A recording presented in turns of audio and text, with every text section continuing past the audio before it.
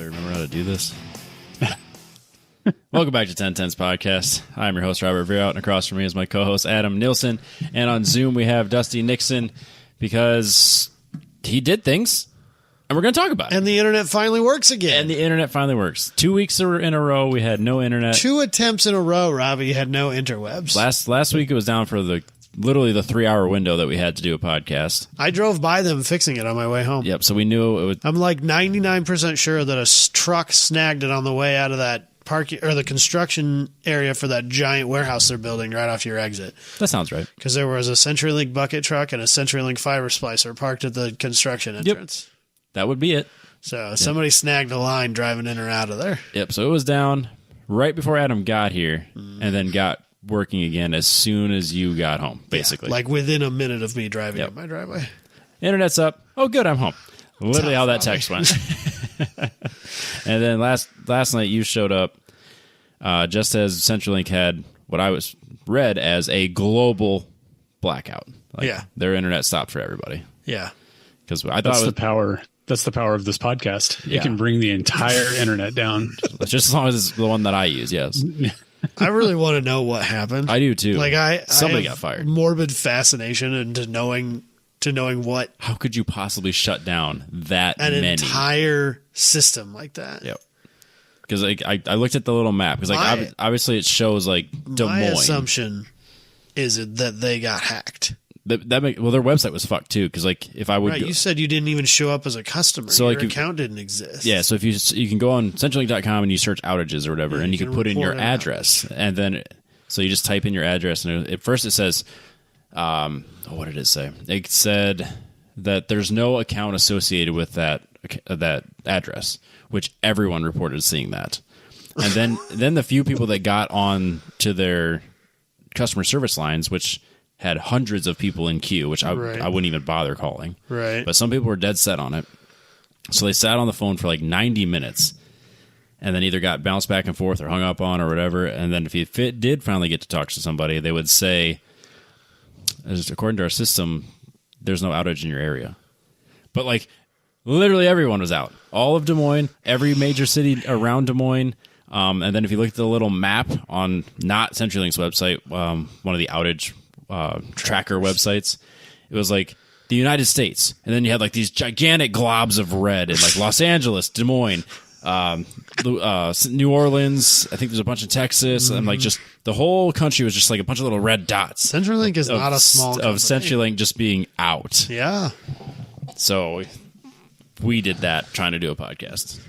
Welcome. I bet it was just like a janitor like unplugged a server rack somewhere to plug in a vacuum cleaner. I promise you that there is no system on their network that is that integrated or that important that isn't redundant. I would hope not.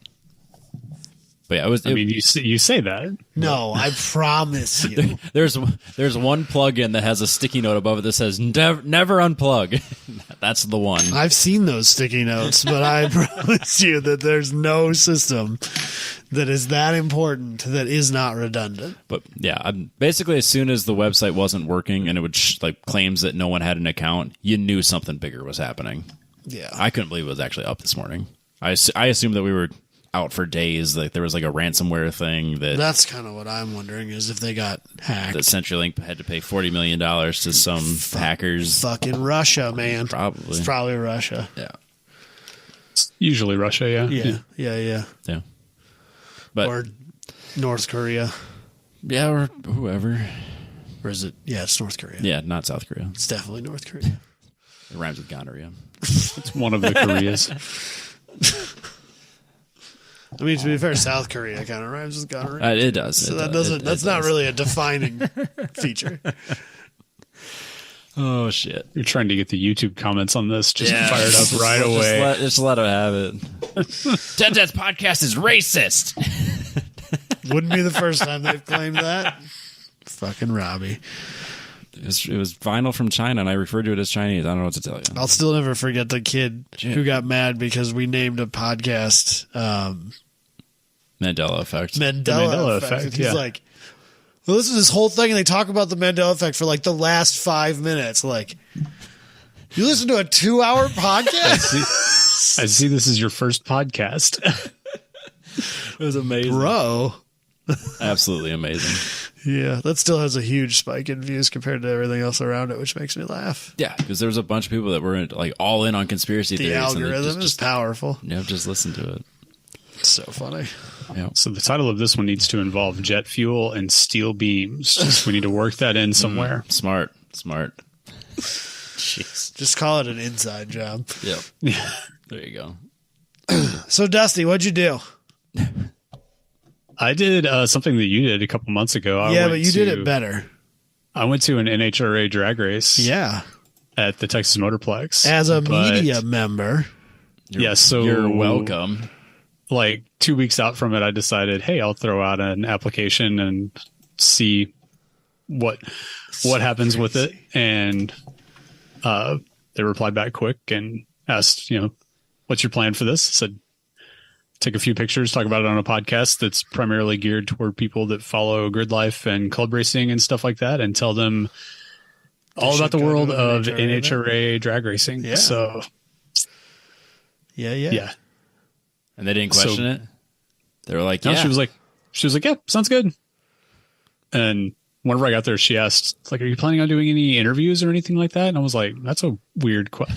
Oh, this is a podcast. Yeah. Yeah. Audio medium. Yeah. No. I'm mostly just taking pictures. Yeah, we don't do interviews at the track. That's not how this works. That's so funny. Do you send that from your own email address? Yeah. Oh, okay. I didn't know if you had access to our email too. I think he probably does. Yeah, I listed Robert Veerhout as the editor, and perfect. Smart. Yeah, so every one of these I've done, they have very like intimidating sounding. Like you need to be a nationally publicized, and on assignment from this or that. We're internationally publicized. We are. Well, yeah. So we have the International Voice of Time Attack. So Jesus fucking Christ. I'm a professional photographer that has been published in It's true. magazines. You've been published in I'm a magazines. print publisher. Yeah. Yep. Boom. Big time. You've been paid. You're a professional. I was paid, and it was printed nationally. That makes maybe you even a internationally. professional. That's the difference between professional amateurs getting paid. Yep. I think it's supposed to technically be most of your income, but we won't like semantics. Yeah. We here at 1010's podcast never let facts get in the way of a good story. Exactly. Yeah. So it's fine. So you said that, like, just because I'm curious about this, they were like, were there a bunch of other photographers? Yeah, or was it probably like 12 to 15 people total between so NHRA has their own magazine called National Dragster. So there was like at least three guys from that. Okay. There's several guys that I think shoot for teams and they sell photos. And then there was a guy just from like the local newspaper there and some other stuff. So it's kind of a range of, different background guys.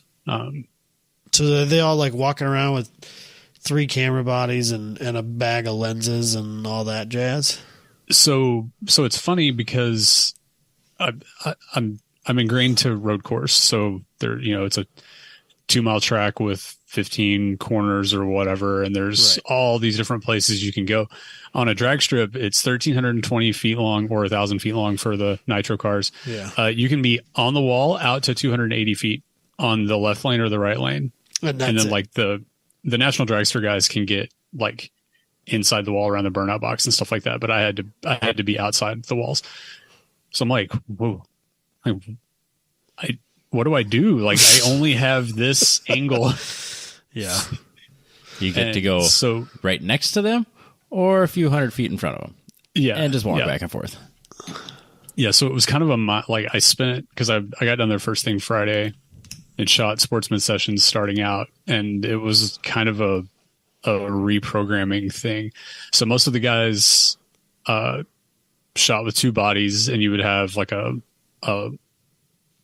long zoom lens that you get further down and get down right at the top of the wall and shoot back toward the car, so you're down low relative to them. Right.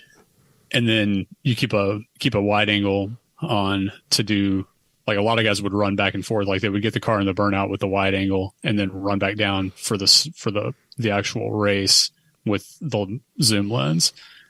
So I only have, well, I had two bodies with me, but one of them was new to me, and one of them I had already agreed to sell to somebody. So it was a last ditch effort. If like something bad happened with the new one, I brought the old one just in case, but I know, I haven't broken any equipment on one of these things, but I know if I have one sold, that money will already be in my pocket and I will break it. So Yeah. So yeah, I primarily shot with 100 to 400 from like 150 feet out, something like that. And yeah.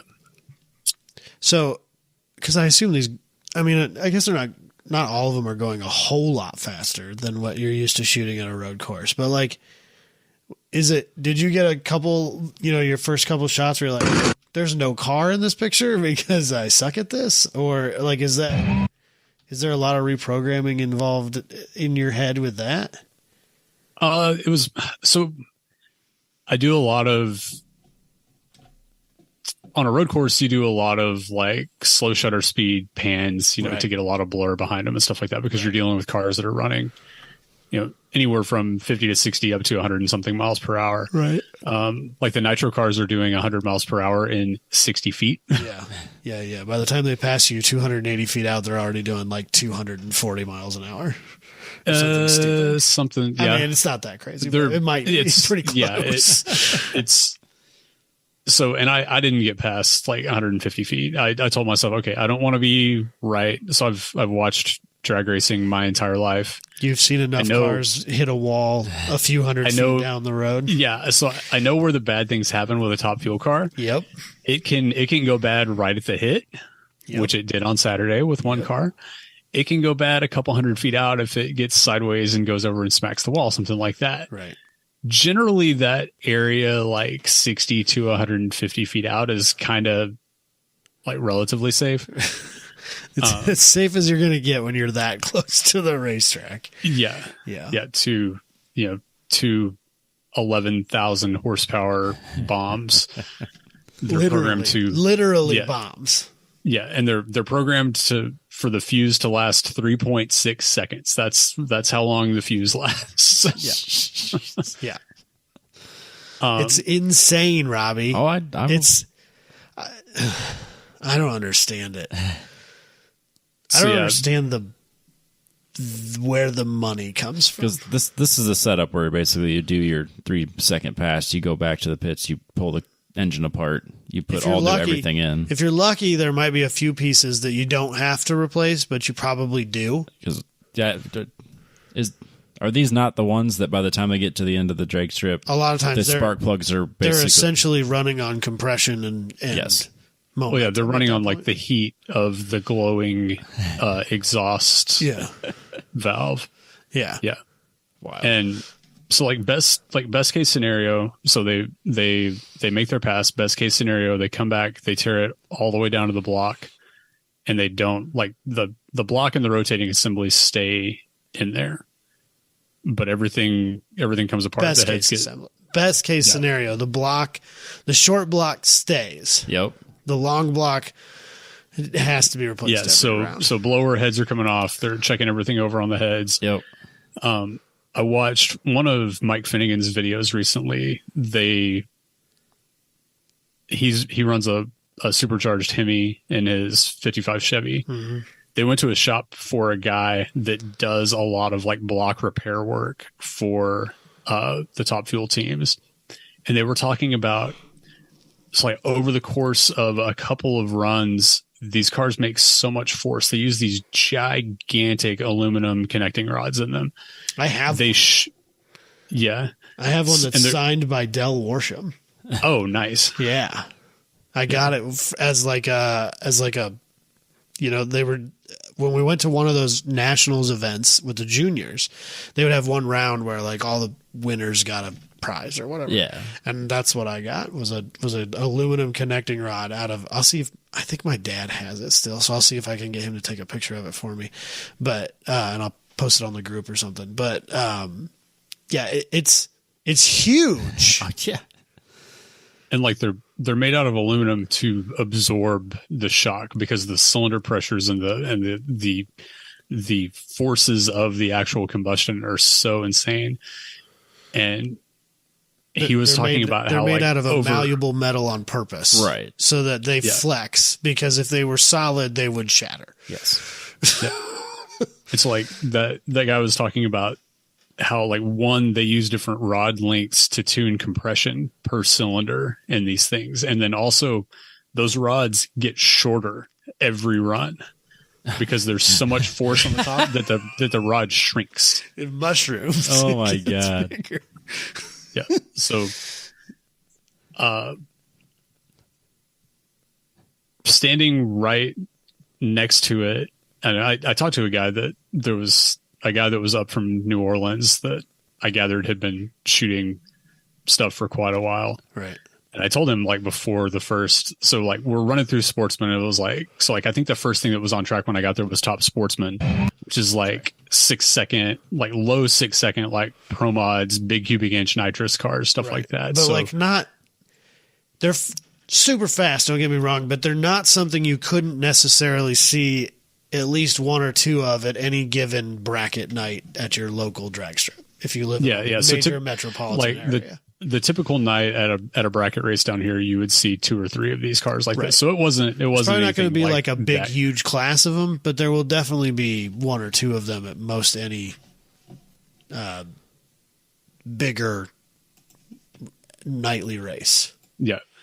Yeah. So we're talking like the newer Camaro style body, like pro stock style body that's all swoopy and sucked down in the front and the windshield laid way back and stuff like that, with like a 600 to 700 cubic inch engine in it with either nitrous or turbos or something like that. Yeah. So those run through like Comp Eliminator, another sportsman class that has a lot of cars like that, but then has a lot of really cool, like older looking stuff, like the altered dragster type thing. Yeah. So Comp has a little bit of everything. There'll be dragsters, there'll be altered roadsters, there'll be door slammers. So one of my dad's customers has I think it's a Cobalt that I think is like a stock body Cobalt tube chassis car with a 310 cubic inch small block in it that turns like 10,000 RPM and runs 7s. Oh my God. That's with crazy. 310 cubic inches. Like that's the cool, like that's one of the really cool things is these different sportsman classes that reward small cubic inches, and you just build something and spin the living crap out of it and then gear the car to the moon, put a 5-speed in it. And so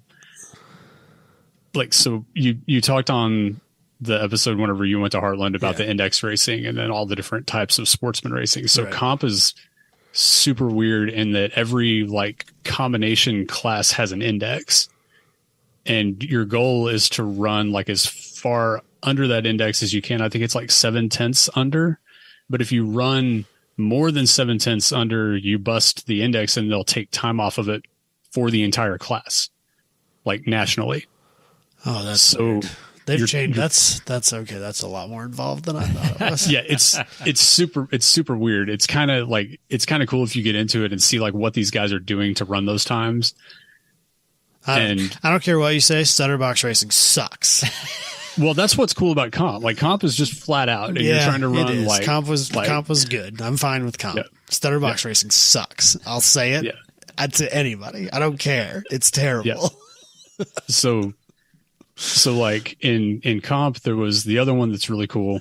There was some guys that had a shop in Oklahoma, just up from us in Oklahoma, that ran 6-cylinder stuff forever, and they ran an altered that had the 4.2 6-cylinder out of like a Trailblazer in it. Yeah. And they ended up their shop closed. It was actually a father and son that passed away, but the engine out of the Roadster was in a dragster that was running in comp. So it's this 4.2 Atlas turning like 11,000 RPM in a dragster with little bitty skinny slicks on it, running like mid eights or low eights or something. It came out of a Trailblazer. Yeah. Yes, just buzzing to holy hell. I've seen that motor in a number of different things. Like, that's not a crazy uncommon motor anymore. Yeah. People are starting to. It's the American 2J that people haven't realized yet, Robbie. Yeah, they call it the Ameribera is one of the things for it. But yeah, it was Glenn and Kevin Self were the ones that did the Roadster, and they did back years ago. They did one in a Nova that ran on Drag Week that was turbo that made like 1,000 horsepower or something back whenever that was crazy, a big thing to have a street driven car that made 1,000 horsepower. Now it's nothing, but. So yeah, there was, a lot of cool combinations in comp, and then the, top sportsman and top dragster all running low sixes. And then, it comes time for alcohol dragster, I think was the first like bigger class that came up. And so alcohol dragster, they're running like 560s, I think, or something like that in the full quarter mile. And in dragster, there's alcohol combination, which is a supercharged like 500 cubic inch engine on methanol, and then they call them A fuel, so it's basically like a top fuel engine just without a blower on it. So it's like 90% nitro but naturally aspirated. So the first pair of dragsters comes up, and it's 2 A fuel cars, and it comes by and it just rings the living crap out of my ears. Mm-hmm. And I had taken my good earplugs and my earmuffs over them. And it goes by, and I'm like, I have screwed up. Like, I have made a mistake. Enough. This is not sustainable for the amount of time that I'm going to have to be doing this. So crazy. Is this the video that you got? No. So the video I sent was actually, it's a pair. I think it was a pair of funny cars, of the top fuel cars, and we aren't technically allowed to I can publish that, but we can play the audio of it, and the audio tells a story on its own. Because I accidentally like scrolled past it. So if you heard anything in your headphones, did you hear the sound, Dusty? I don't think it came through to me. Okay, well, the listeners will. Are you sure? Oh yeah. Okay. Yeah. Okay. They got recorded. Okay, we've had trouble with that in the past. Yeah, so the problem is because I'm a million years ago. Yeah, because I'm pulling Dusty's audio through the computer. Anything on the computer gets pulled in that same. Okay. So, yeah. All right. Yeah. So sorry. Dusty's not going to hear it.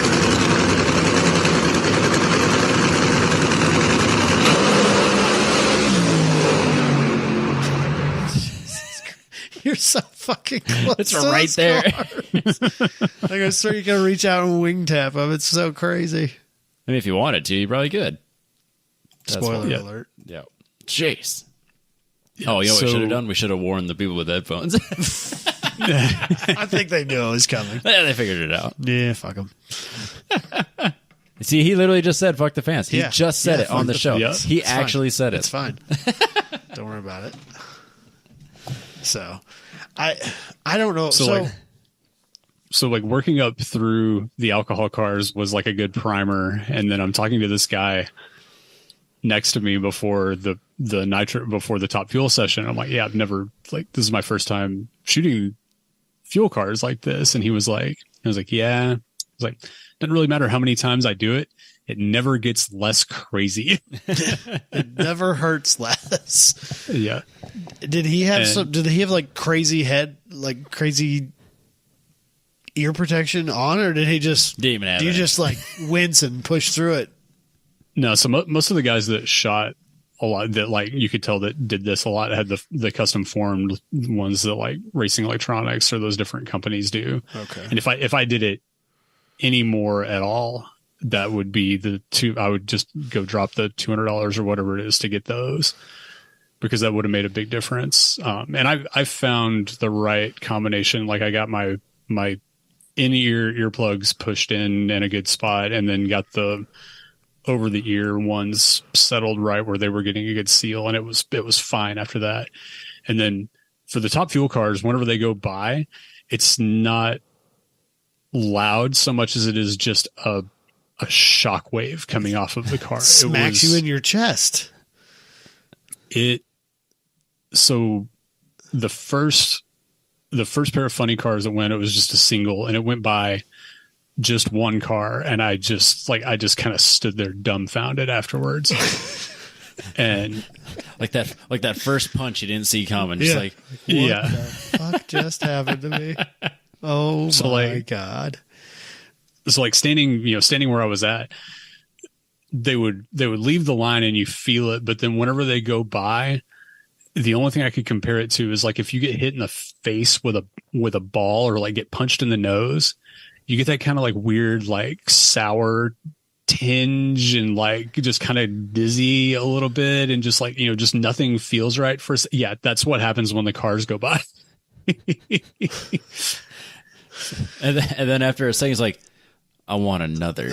Yeah. It was like, oh my gosh. Like, so the first one goes by on a single, and then the next goes as a pair, and they go by, and I like pan with them, and I'm just watching them down the track. And the last shot I got in the initial sequence, you see the car in the far lane.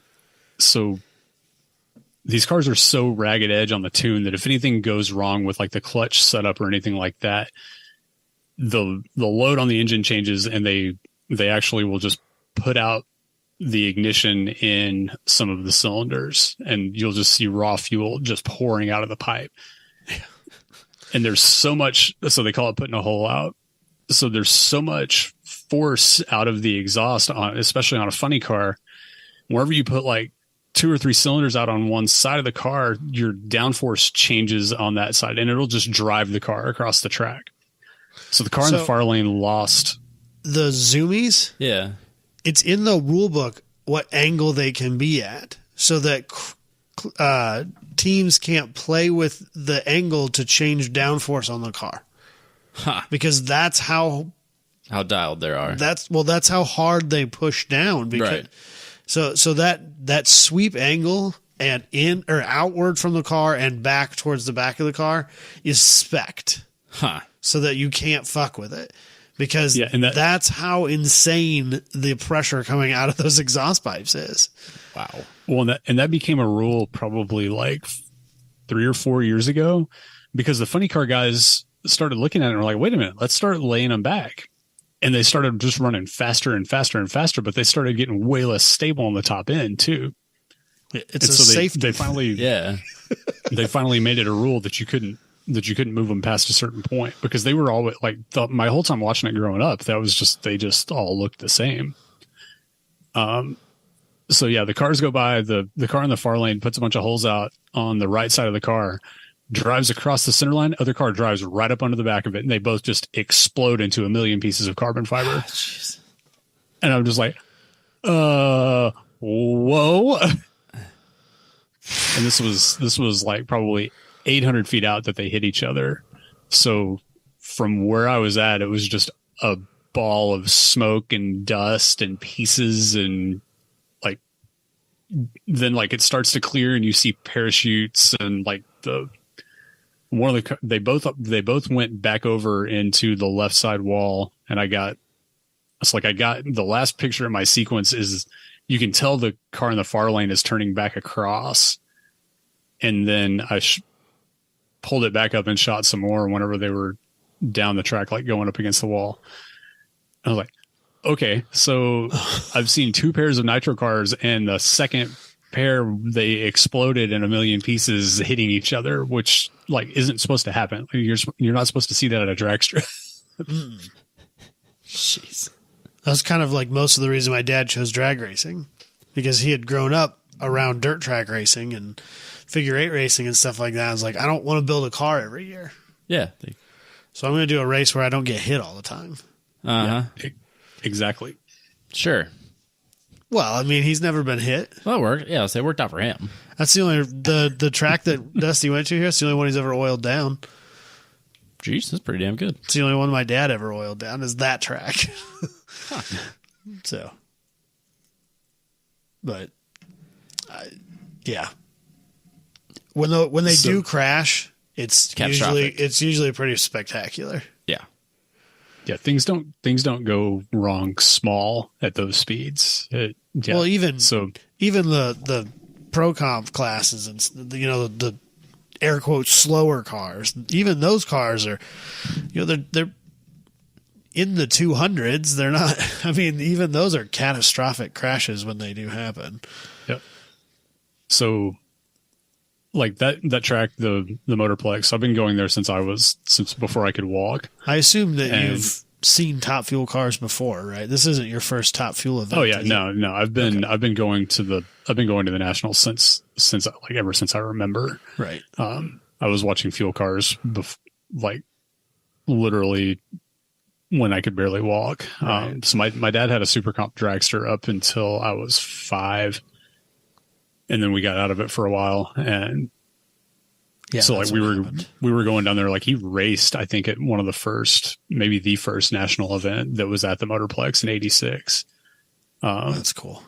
So it's kind of known as like the first. It was the first drag strip that kind of had that like stadium style seating with the big tower that goes across behind the starting line and stuff like that. It was built by Billy Meyer, that was a funny car racer, and he realized, like, over the years of his racing, he was like, there's the potential to have like big, corporate sponsorship and like really take this to the next level. But I don't remember if it was him specifically or somebody else had like brought some people from like Budweiser or something out to a track, to like an NHRA national event at this little just hole in the wall racetrack in the middle of nowhere. And like one of these executives' wife is having to go pee in a hole in the ground in the bathroom. I mean, literally in a hole in the ground. It's just grass pits and no stands, and it was like, okay, like if we're gonna do this, like we need a stadium to have it in, not a pig trail out in the middle of nowhere. So the track that my dad and I went to last year for the Pontiac event was the original NHRA, the first NHRA race ever was at that. And it's literally on a military base. Right.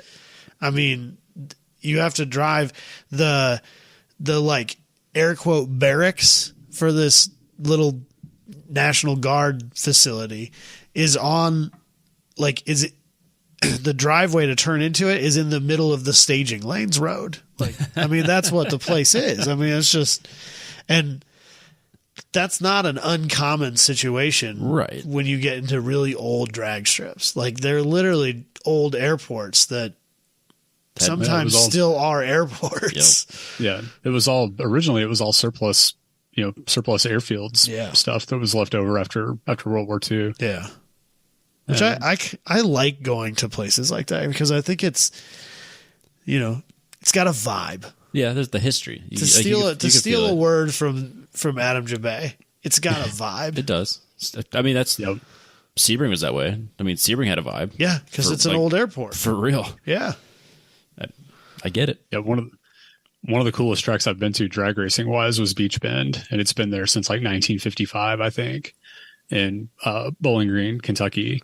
And it's like the bleachers down both sides they're like covered with canopies. Like that's something that's really cool to me. That says like old small drag strip. Right. Whenever they're covered like that, and it makes it that much louder underneath.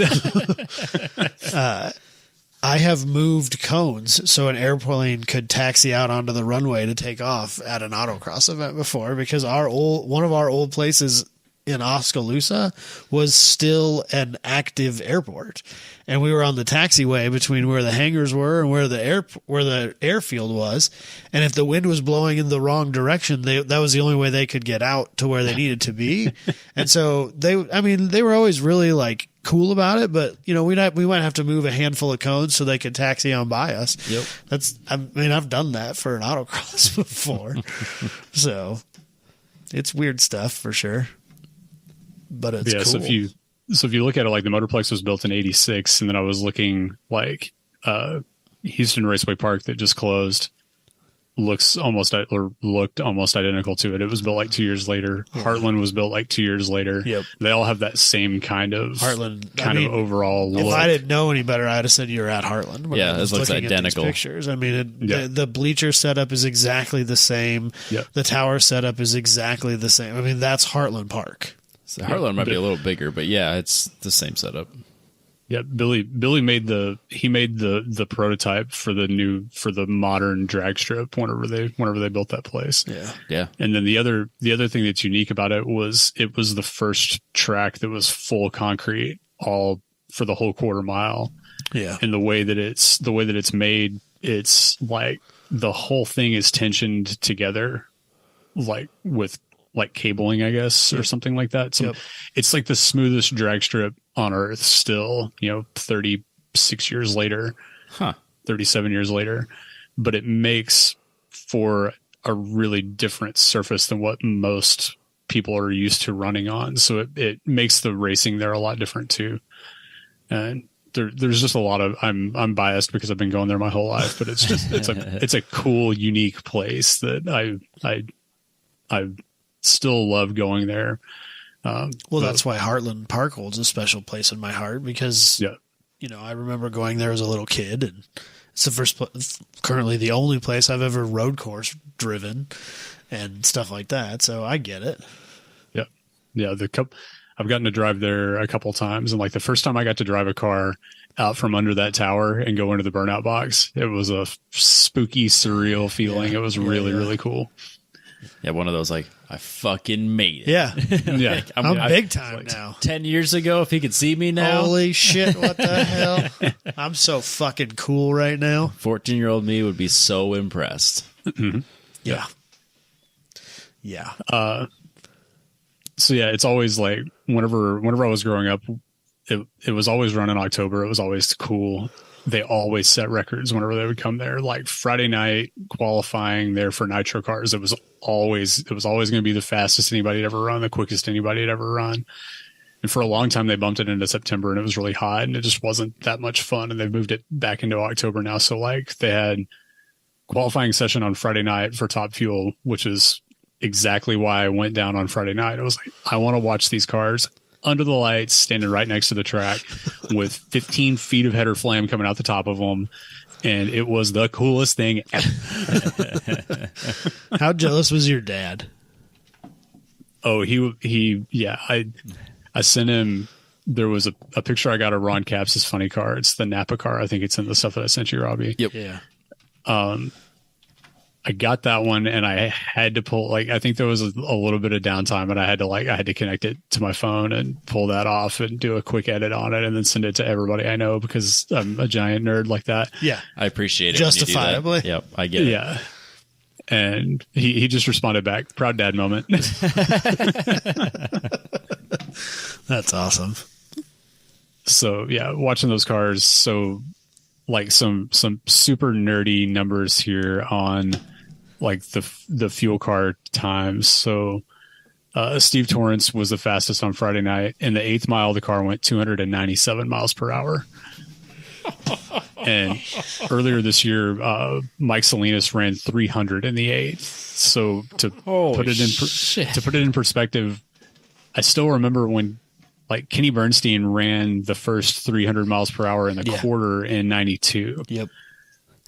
And then like since then they've taken all kinds of measures to try and slow the cars down, and they only run to 1,000 feet now instead of a quarter. But 30 years later, basically a car ran that same speed in half the distance. So they run to 1,000 foot, and I don't think they're any slower than they were in the quarter. They just have 320 extra feet to slow the car down. Right. That's really all they accomplished. Which I suppose is probably a worthwhile. It's not a bad thing. Right. No, it's probably worth it, but like they're not any slower.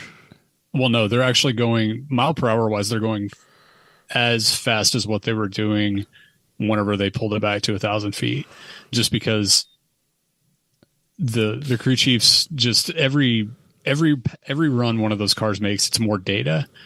and you learn that much more about applying that power to the ground. So it's going through like a 6-disc, I think, centrifugal clutch, and you're using a timer to apply that clutch as it goes down the track. So whenever the car leaves, it's turning 8,000 RPM or something like that, and it's only got like one stage of that clutch engaged. So it's just slipping, and it's only applying a certain amount of power. And you've got an air system with timers on it that's applying the clutch as it goes down the track. So by the time it gets to like 600 feet or 700 or 800 feet, something like that, it's applying pressure to all the discs, and it's putting as much power down as it can. They run basically the same RPM from the minute they light it to theoretically all the way out the back. That's not always, very rarely the case. Yeah. But they've been, I mean, I'm sure there's some fluctuation, but it's basically like this motor makes the most power at 8,242 RPM. So that's where we're going to run it. And you just change the amount of slip that you allow to adjust the amount of power you're putting to the back tires. That makes sense.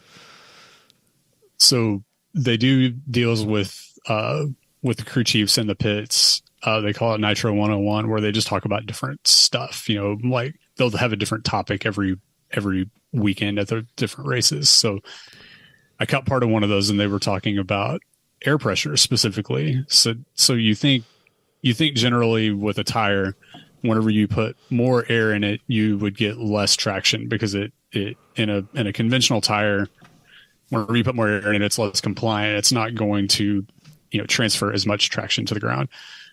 With those slicks, the way that they grow and the way everything operates down the track, they put more air in them to get more traction down track, because they said if you could go out right after a run and look at the tracks that it leaves in the rubber that's put down on the racetrack at the last like third of the track or half of the track, something like that.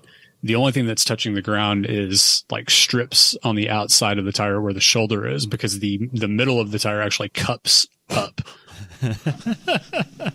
So if you put more air in it, you're applying more of those outer lips down, so you get more traction going down the track. Jeez. And that was like, I've been around this and a giant nerd for it forever, and I never heard somebody talk about that, like that specific, like that's the kind of just like nth degree things that are going on. A huge they probably part learned of that it, because they can put infrared tire temp sensors on, on their cars now that they couldn't do 20 years ago. And then they see that data as it goes down the track that the center of the tire is cooler than the outside edges, and they go, "Oh fuck, that shit isn't even touching." I don't know how much of it is that and how much of it is just observing, things like, the track that it leaves whenever it goes down the track and things like that. And it's all, so they do. I'm sure it's a little bit of both. If you don't think that those cars are wired with like every kind of sensor under the planet. So they're actually really limited on what they can do electronics wise. Oh, really? I think you can only just measure like what the engine is doing. Oh, okay. And I'm sure in testing and stuff outside of like the national events is probably different, but so like one of the huge things is like cataloging the track and cataloging the conditions of what the cars are running in, because so you've got the atmospheric conditions and how much the engine is, how much power the engine is going to make. So there's all different kinds of things with like the thickness of the head gaskets, the blower overdrive, there's a lot of different things they could do that affect the amount of power that it makes. And then they're reading the track. So between all of before sessions and then between the runs, if there's any kind of downtime, crew chiefs and there's guys that are specific track specialists are going out and measuring and like looking at every inch of the track out for the first like 300 or 400 feet. They have tools that they put on the track that measure the amount of grip that's there in different places. They'll draw like topographic like notes about where bumps are or divots or Like there's a bald spot in the rubber right here. There's just all kinds of things like that. So that affects, where the car lines up, how they're going to apply the clutch through the first part of the run, things like that. It's like black art science and just tons and tons and tons and tons of data. Every time they make a run, they're cataloging all this stuff. That way they know whenever they're in Texas and the air is this and this is this, that this is what we need to do with the car. And I was fascinated standing on the wall, just watching all of this, like this symphony of people that are moving around and measuring the track and radioing back to the team of like, oh, we need to, tweak this in the clutch timing, or tweak this and, all the different things that they can do, like right up until rolling the car into the burnout box. It's mind-boggling, the complexity of sending one of these cars down the track. And it was super fun to watch it up close.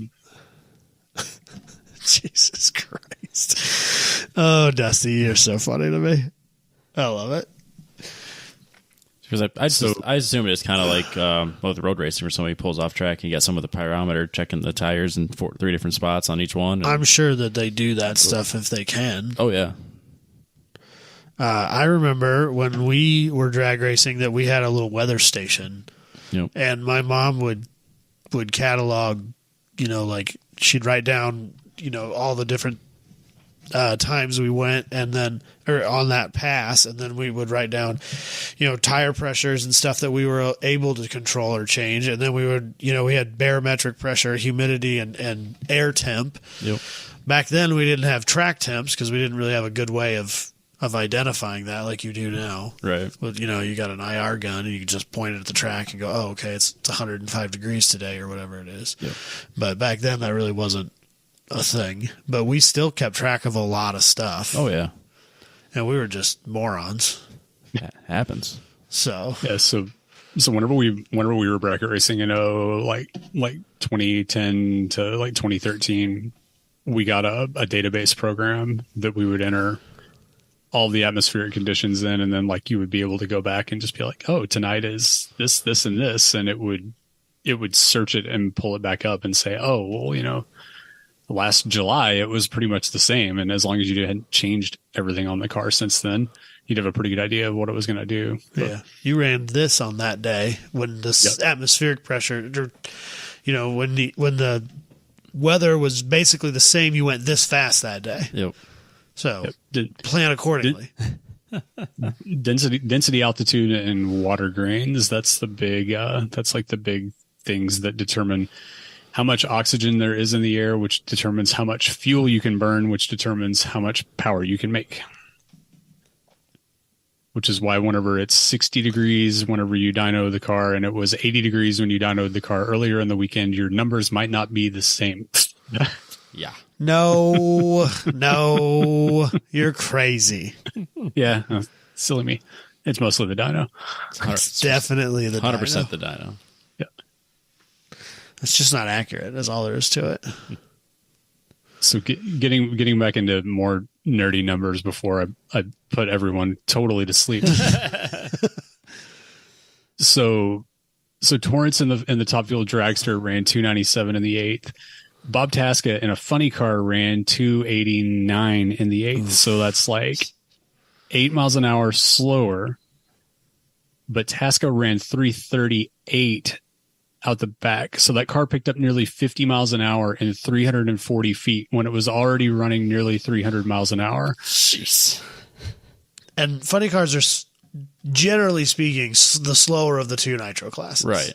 Dragsters are generally faster. Yep.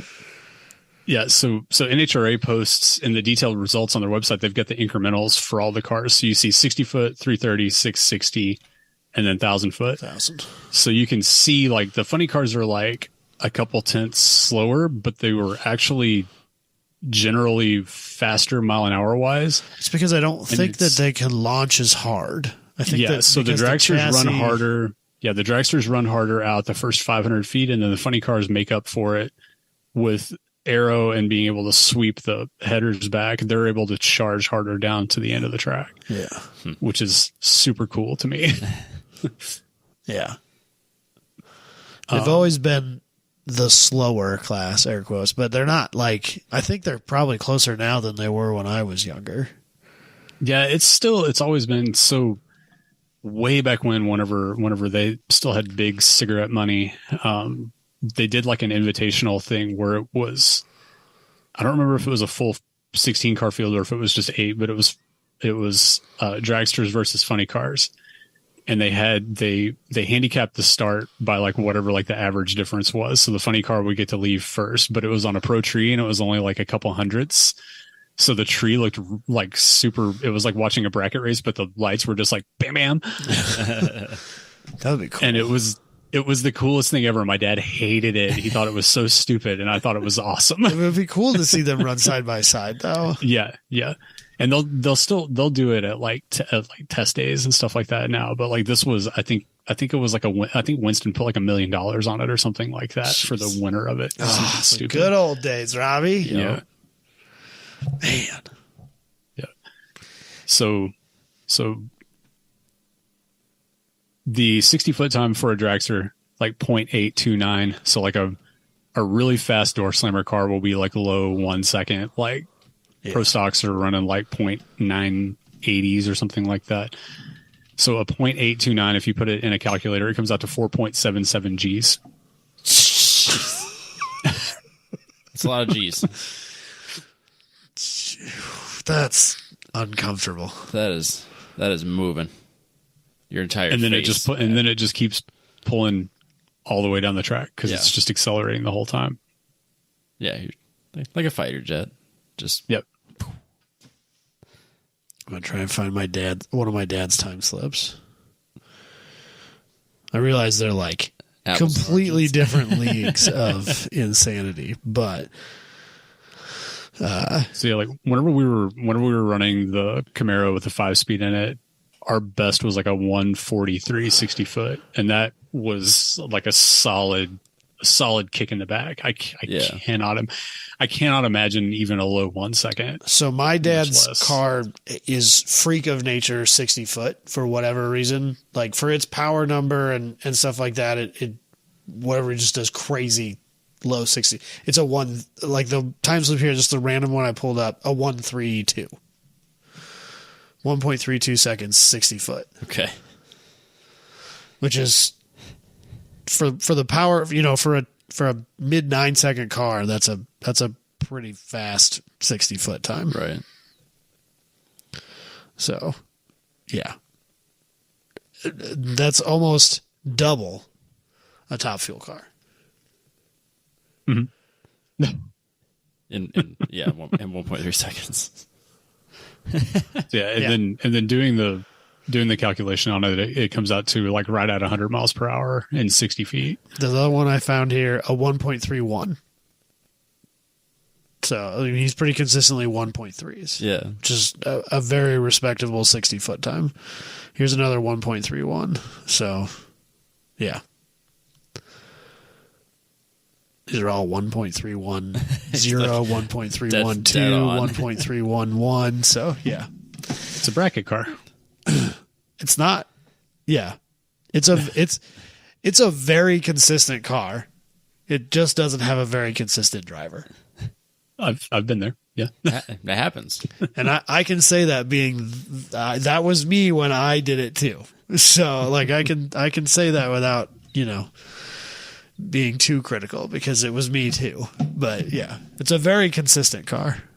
It just needs a more consistent driver. Don't they all? It's like racing. Yeah. It's like, I mean, it's road racing. Yeah, it's all the same. Robbie Z is probably a really consistent car. Yeah. It just needs a more consistent driver. Operating a motor vehicle in a competitive environment. That's what. Yeah. The weak link isn't the car, no matter what motorsport you're doing. Yep, exactly. So, yeah, funny how that works. It is kind of ironic how incredibly similar that aspect of racing is. Oh, yeah. It's all the same. Yeah. My dad will be the first person to tell you he's not a very successful drag racer, but if you look at his time slips, there's no reason he shouldn't be. Right. So, it's rough. Yeah, bracket racing is there's a lot going on in a short amount of time. So you talked on the one after you went to Heartland about all the index classes. So super comp, super gas, super street. So I offended Dusty in multiple ways because I misspoke or I'm not going to some way, shape, or form. Is fine, whatever. So I'm not going to defend super class racing at NHRA events. It is not fun to watch. Thank you. It sucks. So I will explain why it looks like it does. And also explain that if you do index racing, but you don't allow delay boxes, it is a blast. So we did some 7.0 racing with the Camaro, and it was awesome because it was no delay box and no electronics. Bracket racing is the best. But then doing it on an index is even more fun because it's essentially heads up. So the cars are close all the way down the track. It's super hard to tell who's going to win what. Like, it's super exciting. Like, it was the 7.0 racing we did was a blast. Do I lift? Do I stay in it? Am I just far enough ahead that if I lift, is he going too fast? If he's ahead of me, maybe he's going too fast. Maybe I should lift and make sure I don't break out. Yeah, there's a lot to it. Yeah. So super comp and super gas exist in the form that they do now because they allowed all of the electronics. So we should probably explain the difference between bracket and index racing because those are not the same thing. Well, index racing is just bracket racing with everybody with the same dial in, essentially. Okay, that's fair. So bracket racing, you get to pick your time. Right. And it doesn't matter how slow that time is. Yeah. Technically, a bracket racing class could have my dad's mid 9-second tube frame car and a bone stock 18-second PT Cruiser. Right. I don't know if that's like safety wise would actually work, but in theory those two cars could race each other. Yes. Index racing, everybody is targeting the same time. Okay. So that's the difference between the two classes or the two styles. So the common thing across bracket racing of any sort is the car that's faster leaves second. Yeah. So whenever you get to the top end of the track, the car that is doing the chasing, if they take care of business on the starting line and the car's running what it's supposed to, the cards are kind of more in their hand of, do I think I'm catching him too fast? Do I think I need to run him down? It's like they call it driving the stripe. So you got to determine where you're at, how you think your run is going, and determine if you need to run it out the back door to get around him, because it's still whoever crosses the finish line first. So if everything is exactly the same and you both run your dial-ins, you should cross the beams at the end at the exact same point in time. Right. Yeah. So you have to decide, as the guy who's chasing, am I catching him not as fast as I expected to be, which means he's running faster than he thought he would, and so I should lift because then he'll break out and I'll win? Yes. And you're making that decision in like 4 seconds. Yeah, in like an 8-second pass, and you're making that decision in the last 2.5 seconds of that pass. Yep. So like that's a lot of computing, calculating, and also trying not to crash your car at 170 miles an hour. Right. Yep. So the faster car in general, it's kind of like a poker game. You kind of know more about what the cards are whenever you're getting down toward the end of the track, because you've got a better perspective on things than the guy that's trying to look over his shoulder and do the same amount of processing. So super comp, super gas, these guys figured that out. So I've got the delay box, so I can make this car run 890 no matter what it does. So a car running 890 should be like 160 miles an hour or something like that if it's running flat out in the quarter. The super comp guys are just building faster and faster and faster cars, putting more delay in it, and then you get more top end mile an hour. So you're running the same time, but you're getting to run the other guy down. So you're still getting that advantage of being the faster car in a bracket race. To put it in perspective, Bo Butner was running super comp. He's run pro stock a decent amount. He ran 194 miles an hour in a qualifying run. Jesus. That's like a 6-second car. Yeah. Like a solid 6, like a a good 6-second car, running and he's running on an 890 890 class. index. Yeah. I mean, that car's So- a solid 2 seconds faster than what he's running it in. Jeez. So that car hits off the line, cuts a 60 foot, and then goes on the delay box, and then it hits again, like almost as hard as it hit off the line, 150 feet out or something like that, and then runs down the track. So again, I'm not defending it. I'm just explaining why it is what it is. It's just not as interesting. I can't stand to watch it. It's just not. It's not good to watch. It's not a good Yeah. spectator sport. Yeah. Bracket racing struggles to be that already to some people, especially people who don't really understand what's going on, and they're like, why didn't he leave at the same time? But like when they launch, they roll out 60 foot, and then they just like have a bunch of random misfires and then take off again. You're like, what the fuck just happened? Why is this? No. The super fun thing is to sit in a group of people on the spectator side that you can tell that they're just there to watch the fuel cars. Yeah. And if they do happen to stay in the stands to listen to them try to figure out what's going on, it's awesome. Yeah. Yeah, it's rough. So Again, not defending it, but that's why it is what it is. And so some other random fun facts. So they have a class called Factory Stock Showdown that is Mustangs, Challengers, and Camaros. It's like the Copo Camaro keep or going a couple the rounds. Drag There's Pack another Challengers. That's actually the Copo car. He's got Yeah, a I think picture there's of the one in Copo there. car in here. Nope.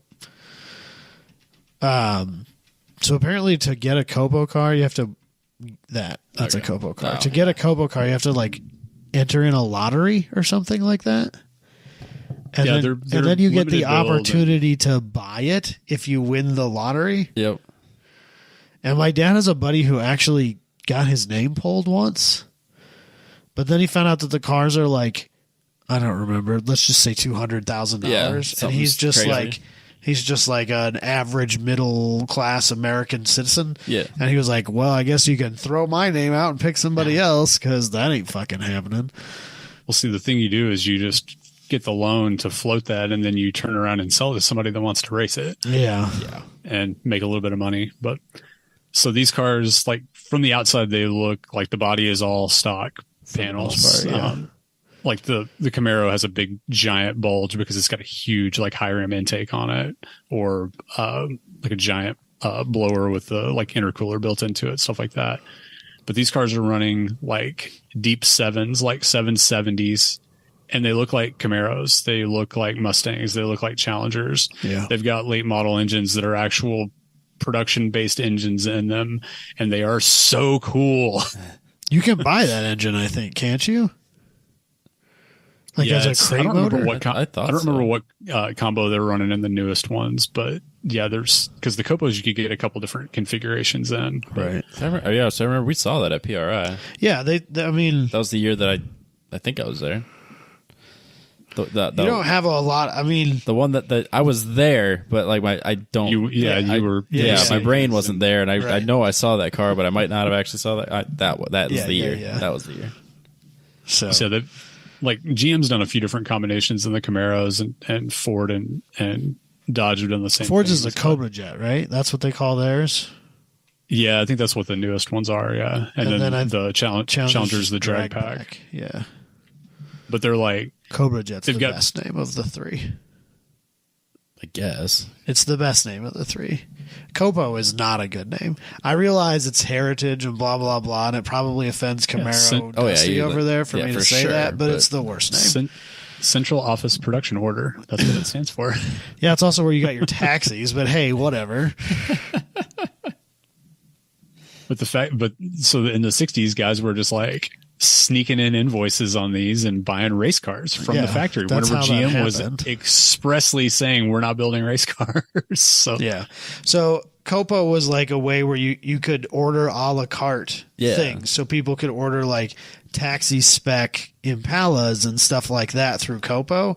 And people were ordering cars without all of the amenities and the big engines and the right transmissions like that and stuff like that through Copo to get their race car Camaros. yeah, it was like Smart. a stripped And down. so at the time, they were bypassing the rules that GM put in place, and now they're legendary, and so GM uses that name. Smart. Yep. Yeah. There's a few examples of that. Yeah, it's going not around the this only- week of corporate people selling out cool things, but He's not wrong. Yeah, well, We don't need to get into it, but he's not wrong. It's not a new thing by any stretch. So, so yeah, they like Pro Stock has always been my favorite class, and over the years, it's just grown into these cars that just look like jelly beans. And my dad's always been a big Pro Stock fan too. Yeah, Pro Stock was always my favorite. The cars always sounded so cool. The coolest. Just big cubic inch, naturally aspirated, tons of RPM. Just I still super love Pro Mod the most. I've always loved Pro Mod the most. Yeah. But Pro Mod has gotten away from what it was when I was younger too. Like Pro Stock and Pro Mod they've turned into more of, like you said, jelly beans and these long stretched noses, and they're not Pro as Mod cool should have as they used to be.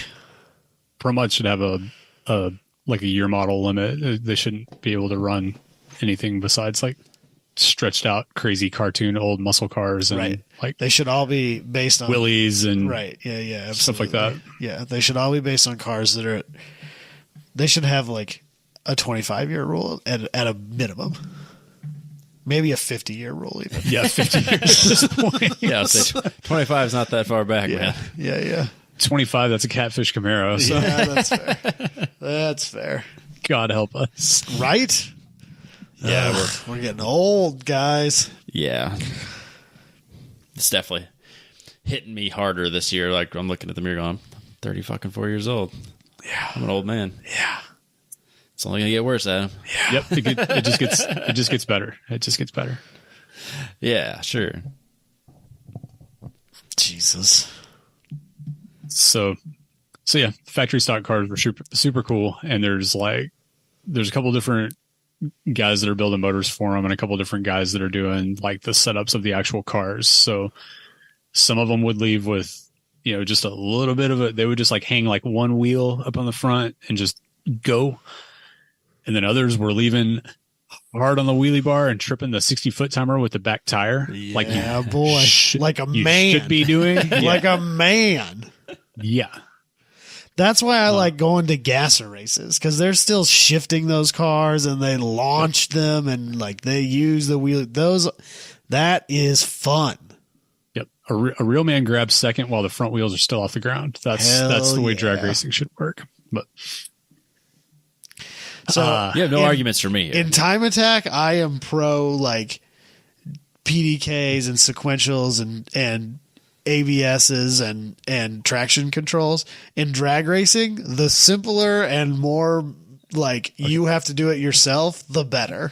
Okay, this, like what we just said a little bit ago, Adam, it's all the same. You should have the same feelings no matter what. Dude. No way, dude. No way. You're ridiculous. No fine. electronics in drag racing. Road coursing, all the electronics. All the Fuck 'em. electronics. Let's do it. Ridiculous. You're so backwards. I just want to see cars go as fast as they can around a corner. But in a straight line, I want to see them driven. Why can't you want that? Why can't you want it both ways, Adam? I don't know. I stick to my convictions. I want to shift the gears and do it all my damn self, no matter whether I'm going around a corner or down a drag strip. So I'm okay. That's why I'll be slow. I'm 100% okay with Lenkos, which are, I mean, you do shift them yourself, but you don't clutch them. Right. That I'm 100% okay with because they're fucking badass. They're wild. Now, I loved driving the Camaro with the 5-speed, putting it on the 2-step at 6,500 and dumping and sidestepping the clutch and then shifting the thing myself down the track was so fun. The only thing I would have changed would be to do a faceplated G-force trans and get it to where I didn't have to use the damn clutch pedal whenever I was going down the track. Hell yeah. And that would have been even better. But yeah, we're team analog here. It's fine. Drag racing, absolutely. I would prefer that on road course as well, but I also don't want to be the slowest guy there, so I got to go the electronics route. Blip boxes. Hell, you shouldn't even be shifting it yourself, Rob. You should just be pulling a paddle. Ugh. Hell yeah. Ugh. I don't even fucking like doing that on iRacing. Like I seriously fucking hate it. Yeah. Like if I could just get rid of the paddle, like if I could override it and make it a manual every single can't? time. No. If it's a sequential car, you're fucking stuck. Oh, really? It is what it is. Oh, You I didn't know that. I've never driven iRacing, so I didn't. It's a full simulation. I suppose. It never crossed my mind. Drives me nuts because when they switched to the newest Miata, it went from a non-sequential to a sequential, and I was so confused the first time. I was like, "What the fuck? I know this works." That's funny. No, the best thing I could do was that when we were doing the NPO1, I had like an actual like sequential, so I had like a modification so that third gear was down and then fourth gear was up, so then I had springs and shit on it, so I could just pull it back. So then you could override it and use that as your sequential. Right. But even that, I fucking hate paddles. Hate them. I fucking hate paddles. I said it. I'm about it. Nope. Whatever makes you go faster. Because Booney talked about putting paddles in the NPO1, and I was like, I would rather spend that same money on a Mark 60 and retrofit it myself. Dude, a Mark 60 on the NPO1 would have been so good. Luckily, everyone was on board with that same thought because it was like way too much money for paddles. Mark 60 would be so good on there. That's honestly why I documented it as well as I did. It's because you were because I was planning on putting on another one on the NPO1. Apparently, that was a very successful article you wrote there. It's the second most popular article on their website. Right behind Adam Jabay telling you your harness bar is going to get you killed. That's number one, and that will always be number one, apparently. As it should be. And then, mine was number 2 the last time they checked. So to do paddles on that car, is that like putting like an air system on it? Or I'm not 100% sure how it worked, but it didn't change shit. But instead of having the lever, you had paddles. So it just like actuated things. Did Ferris ever put his on, or does he still pull a lever? The new car has paddles in it. I don't know that he ever put them in the other car. Okay. But he put a setup in the new car. I remember he bought a set, but then that was back when he was still running track mod as well, and they weren't allowed in track mod. Yeah, I don't remember if he was using paddles in the watching that. I didn't watch that video from World Time Attack, but I was too busy looking at other things besides. I was paying attention. Yeah, I was paying attention to him taking that corner at like 180. I don't remember the paddles or not. Right there. Fucking wild. Jesus Christ! What a wild. fucking ride. So, anyway. You also did the let's take my small child to the drag races, and I think you had a similar but more successful experience than as I. Well, Adam, kids don't change anything, so I don't know why this would matter. Yeah, so we packed him up on Sunday and took him down. We did a real good job of heading into this by keeping him out too late Saturday night before we went down there. Smart. Set yourself up for success. Nailed it. So I told myself going into it, like, I just want to see his reaction to fuel cars. If he loses his crap, we'll turn around and go home. I don't really let's just see what he does, because I went and had that experience whenever I was way too small to do it. So I want to take him in the same way. Yeah. So he just turned 3 and we got down there and he was just kind of in a funky mood. But we went over and watched a car. So hold on. To preface this, your child is like into cars. Yes. He has like passing interests in different things to play with at home, but it always comes back to Hot Wheels. Like, we did dinosaurs for a little bit, but we're back to cars. And then we did. You can do dinosaurs and cars at the same time. It's fun. It's cool, man. My son is not die hard into cars. I promise you, your 3-year-old kid can identify more cars than my 7-year-old. Oh yeah, so doesn't your son have a name for my car? Or what was it? So I showed him a picture, I guess, from Topeka maybe, and I told him that was Robbie's car, and then for the next several days, he was calling one of his Hot Wheels that wasn't even Jackson Storm from Cars. It was Bobby Jackson Storm. And it was because I told him that the car was Robbie's. Bobby and then Jackson immediately Storm. afterwards, he was like, oh, this is Bobby put that Jackson. as a name on your car. Bobby Jackson Storm. Should definitely change the livery now. I like it. I mean, Jackson Storm's car looks pretty cool, but it's not a bad looking car. It's pretty bland though. yeah, I don't know. The blue pops in the sun pretty good. That's fair. Yeah. So yeah, to put his fascination with cars into a little bit of perspective, whenever we drive down the road, he calls out every Tesla, literally every Tesla, which is a lot of Teslas where we live. Down there, no way. Yeah. He can identify BMWs, like all BMWs from Z4s up to X5s. Anytime he sees the front end, he's like, "Oh, BMW." Where did he pull that from? Bronco. I told him that a car was a BMW one day, and then it just started, and it was literally like we passed like a 5 Series, and then from then on, like SUV, coupe, doesn't Weird. matter. He sees the kidneys, he's like, "That's a BMW." Huh. And he's right every time. Well, yeah. I mean, if there's one thing that BMW has stuck their guns to, it's the kidneys. So Yeah. So it's those two Jeeps, Broncos. Broncos are a big one. Bronco truck. Total random thought, but your Bronco truck makes me think of this.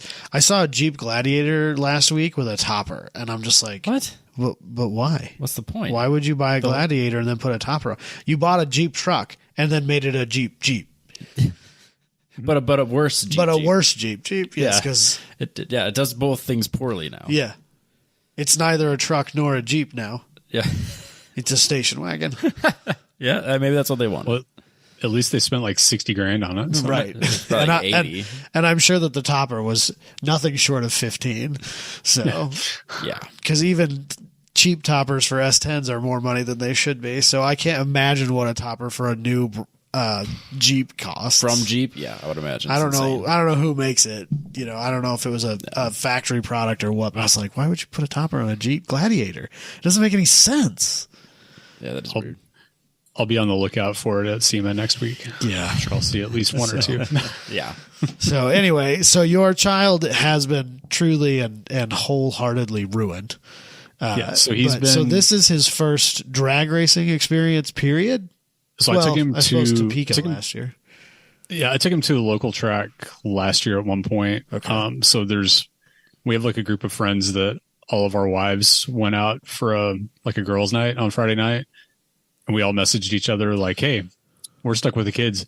We might as well drag them all out way past their bedtimes and go to the drag strip." Hell yeah! Smart. I like That's this. what's up. This is a good group. Make the wives regret leaving them with their husbands and also have a good time. That's a win-win, really. I mean, all the wives get home. Houses are empty. All the boys are out at the track. yep. And the next morning, they're going to regret everything they did. They're probably a little hungover. Let's be real just here, enough. because they're not 22 anymore. Yeah. And whether you put a kid to bed at 8:30 or midnight, he wakes up at 6. Yeah. Yeah. So the first thing he ever saw go down the track, and this was at an 8th Mile drag strip that we were like 20 feet from the wall with my truck backed up to the fence, was 2 jet cars. So Noise. we pulled up. I had no idea what they were doing that night. I thought it was just like a random like bracket night or something. Yeah. And they're like, "All right, we got the jet cars rolling up next." I was like, "Ooh, okay, this might be interesting." It's Plug his ears. So I brought earmuffs for him. Right, but jet cars are loud. So the biggest thing he got excited about that night was just like a super comp dragster. Like there was a pair. I have a video of him. There's a pair goes by and he gets this big smile on his face, and then the next one does a burnout right in front of us, and he just starts laughing just hysterically. Perfect. That poor kid never had a chance. Yeah. So like we walked up, we got there early enough to roam around in the pits before first round started. Like we walked up right behind Doug Colletta's car when they're warming it up in the pits, because that's a thing you can do at an NHRA event. Is just it is. roam up behind a car while it's just sitting there. Watch them tear apart the engines. Yep. You're 10 foot away from them as they're just going to town on those engines, and then they put them all back together and warm them up. Yeah. Yep. So took him and let him see that at fairly close range, and he was just kind of like, just big eyed and Get your eyes all watery from the nitro. Ah, so we- good. So we made sure to get upwind of that because it was a pretty good breeze blowing. It was Come on, bro. I didn't want to like just completely ruin him right out of the gate Come and just make him mad. Smells so good though. Yeah, so that was one of the other random things about standing right next to the track. So they would come down and they would pretty well stop right next to me on the burnout on the wall. And yeah, I got blasted like multiple times. I legitimately felt hungover Saturday morning. Oh, it'll from make it your eyes because water like real hard. Oh, yeah. It's rough. Yeah. I always get it in my nose first, and I can feel like my entire sinuses just go. Yeah, it's rough for sure. So yeah, we roamed around the pits, ended up getting him up in the stands for first round, and like the first pair of cars go by, and he was just like, you can tell he doesn't know what to think. He's just kind of like just sitting there, mouth open, and then it just turns into a smile. I was like, what'd you think about that, bud? And he was like, that was loud. Yep, And he's then ruined. And then he sits there for a second. He's like, I'm happy. Jeez. Yep. But he didn't last too So- long, did he? Yeah, no. So then on elimination during the final eliminations on Sunday, the actual racing, like a pair goes down and then like guys are coming out looking at the track. There was a good amount of downtime between each run. Yeah. And we're up in the bleachers. The wind's blowing like crazy. There's people in all around us. And he made it because there's 16 cars on the ladder. So there's 8 pairs of cars. He made it to the 7th pair. And then he was just like, okay, I'm done. I'm ready to go. How far away from home is this for you? Like an hour. So not terrible. That's not bad. So Yeah, see, we got down out of the It's stands. 5 hours and from my house, so it's like, Yeah. if we're going, we're doing the day. God damn it! Yeah. Yeah. So we got down out of the stands and like ended up going over and roaming around the pits, but he was tired and it was like, yeah, okay, we're good. I got him his experience, so Yep. I can say that I took a 3-year-old to the drag race. You bought him a toy That was dragster. that. Yep. Yep. So you've done your due diligence. Yep. Whenever I was a little kid, I had this little plastic dragster that's like a little over a foot long, and they still make that exact same dragster. It just has different wings on it. I had one too. And I think mine was so now- orange. you're what? I'm pretty sure mine was orange. Or Probably. maybe Yeah, mine maybe it started red and faded to orange because I left it outside all the time. That could be. also. Plausible. That could be. Yep. But yes, I had one too. I remember that very specifically.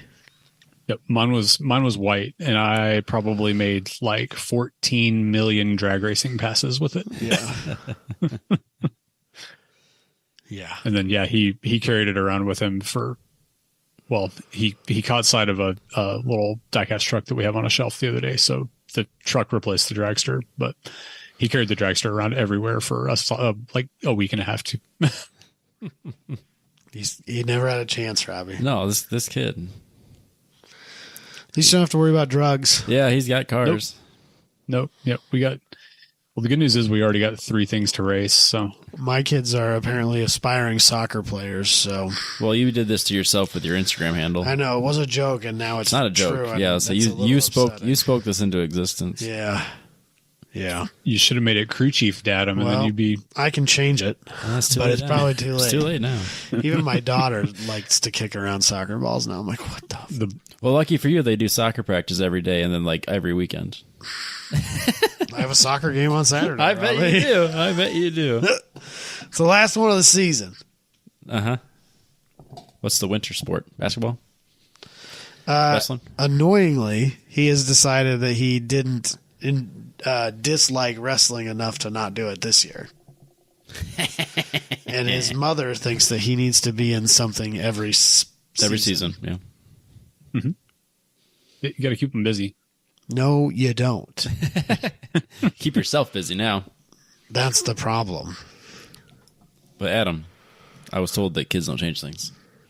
I don't understand. You were lied to. I don't understand. Bold-faced lied to. I don't Robbie. understand. Like I was First of all, I was explicitly First of all, told kids will change. nobody in this room, virtually or physically, thought that, told you that, lied to you, even for a second believed that that would be the scenario.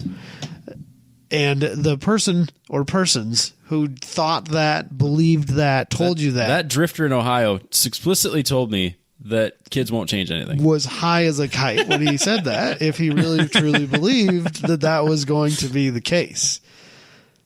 And just like I told him, it's not necessarily a bad thing that some things change. Yep. There's that. There is that. No, I mean, I wouldn't. No, soccer practice. That could go away. Yes. But like, and no one's going to genuinely judge you if you decide not to do that event this weekend because you just don't want to deal with it. I don't have kids, and even I get there. Right. Right. That being said, Yeah, I didn't want to spend all my weekends at fucking soccer games and don't worry. wrestling tournaments. It'll be worse. That's why you gotta get him in that junior. Yeah, well, it's too far away. Katie won't let me move. So yeah, they had that same kind of junior setup right inside the gate. Yeah, where you could sit in it too. Yeah, did he? they didn't have any of them out where you could sit on them, but they were actually running too. Oh. So, but yeah, he got an autographed hero card from one of the kids. Yeah. Nice. Did the kids sign it right then and there? Like, They had him pre-signed.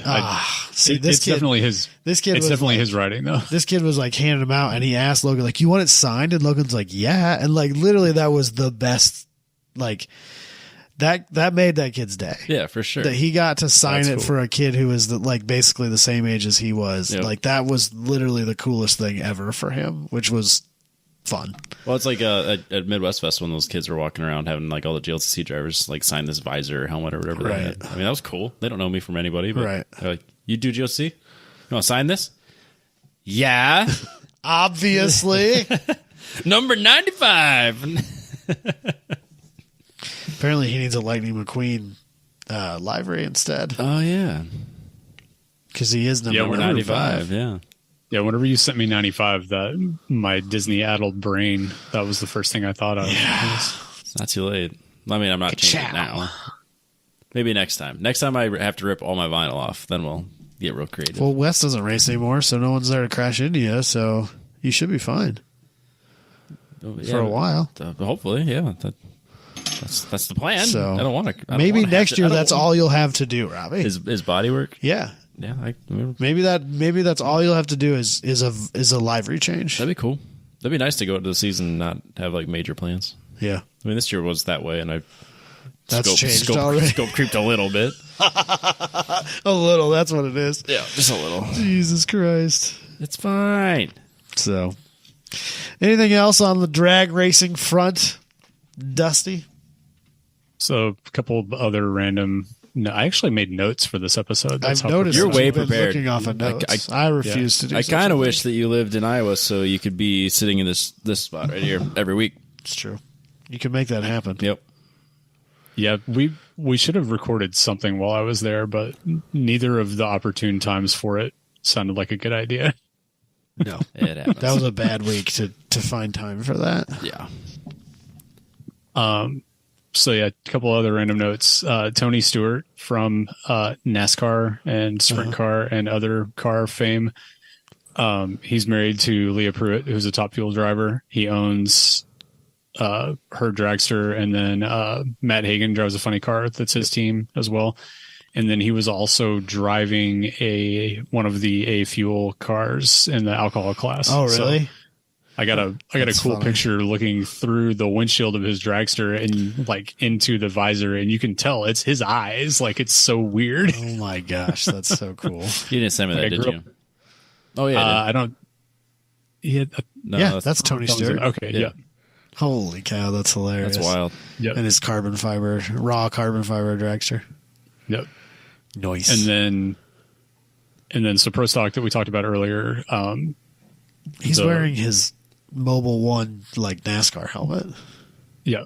Well, the car was a primary Mobil 1 sponsor as well. So, and then so Pro Stock, the class was separated. Number 1 qualifier was a 648. Number 16 qualifier was a 653. Whoa. That's wild. Yeah. In which, with a couple of exceptions, they're all the same Camaro body, and there's like 4 different groups that are building engines for all of them. So like it's essentially a spec series at this point, but it's still a manually shifted 5-speed and still a car turning 10,500 RPM that you have to nail 4 shift points going down the track, plus They're all the chassis still manually setup and everything shifted? else. Yeah. Yep. Huh. I would never have guessed that. Yeah, it's clutchless. They just Right, but I would never have assumed that wasn't all automated now. Yep. Or even And not a gear set for that matter. No, yeah, it's a Liberty. It's still a Liberty 5-speed. So it's just straight cut gears that you're slamming from one gear to the next. Is it H pattern or is it levers? No, it's the way the shifter works. You like, it's got a lever that you pull that pulls a mechanism up into first gear, and you just go forward, back, and it just like moves down through the gears on a mechanism on the top of the transmission. But yeah, it's still manual. You still got to hit a shift light. Huh. And they Who knew? put in several. Yeah, nobody gets that.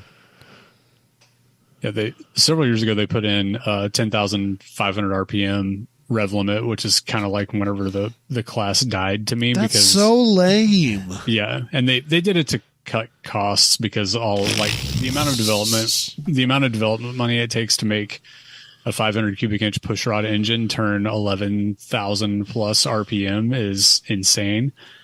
But it also like that's why it was cool. Yeah, so there was one engine builder that it was KB Racing, this Craig Anderson and Jason Lime, that they turned like at least 500 RPM more than anybody else. And you could blindfold me and put me next to the track, and I would be able to tell you which cars were theirs and which cars weren't, because you could hear the difference in it. It was insane, and it was so cool. And like they did like. It's been within the last handful of years that they finally went away from carburetors in that class. Yeah. Yes, it wasn't that long ago, was it? No, that's where I was going next, was whenever they went from carburetors to EFI, the cars don't sound as good anymore either. They don't. Like with twin dominators on them, they would sit there and idle and just it's just like super, super, super crisp, because they're like 16-to-1 compression running on like 115 octane, race gas, like just the crispest, cleanest sound out of an engine possible. Talk dirty. And then put it on $9,000 in the burnout box and shift it out of gear. It's sexual, Robbie. I get it, man. And then the really crazy thing is, like, before the rev limiter, like if you missed the shift point by just a hair of a second, you got to put 16 valve springs in it, because it would kill all the springs. Like if it turned like 100 RPM too many, it was destroying the valve train in the car. Yeah, I believe that. And then there's a story to, again, go off on another stupid drag racing nerd story. So Ilmor, that builds like Formula One engines in England, was connected with Daimler, which owned Chrysler at one point. So Chrysler is running a pro stock program. They go to Ilmor and they say, all right, this is the combination. Like, we want to see if you guys can optimize this thing. So the guys from Ilmor, they tell them what they're doing with this big giant pushrod engine. And the Ilmor guys are like, no, you're not. There's no possible way you're doing that. Like, there's no way that you're making springs work or valve, like push rods or anything like that. So Ilmor goes through and builds them what is supposedly this optimized setup for this car, for this engine. They put it on the dyno. It makes no power. It's just like, 20 horsepower down, 20 horsepower down. They go out and it just does not run at all. And they put all of the stuff in there that they just through iterations and dyno tuning over the years. And it was right back where it was. It was like, so these Formula One guys were like, you can't do that. And they were like, well, we are. Jesus. Wild. So there's a picture, and I think in what I sent you that they had the valve covers off, running the valves on one, and it has the craziest big machined steel, angry looking rocker arms on it I've ever seen in my life, they're just like there's no meat there in any place that it doesn't need to be, but like there's so much force there that it needs this big like spine coming over the top of it to make it rigid, but then keep it as light as possible too. It's it's like a nice fin. Yeah. And there's like just a little bit of a foot for the roller on the valve side and a little bit of a foot for the push rod on the other side. And just like those engines are so cool. It's so good.